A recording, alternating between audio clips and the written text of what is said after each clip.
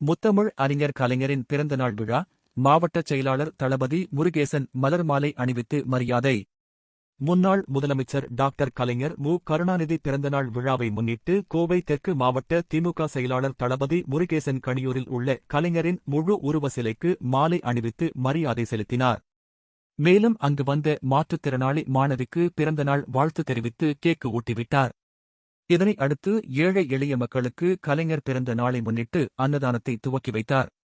அப்போது மாநில நெசவாளர் அணி செயலாளர் நாகராஜ், சூலூர் வடக்கு ஒன்றிய பொறுப்பாளர் சி. செந்தில்குமார், பொள்ளாச்சி தெற்கு நகர செயலாளர் அமுத பாரதி, பொதுக்குழு உறுப்பினர் ரகு, கணியூர் முன்னாள் ஊராட்சி தலைவர் வேலுச்சாமி, துணைத் தலைவர் ராஜன், மாவட்ட நெசவாளர் அணி அமைப்பாளர்கள் வாகை பூபதி, கலங்கள் சிவக்குமார், குணசேகரன், ஈஸ்வரன், ரகுபதி, காளிமுத்து, ஜெயக்குமார் உள்ளிட்ட திரளான திமுகவினர் கலந்து கொண்டனர்.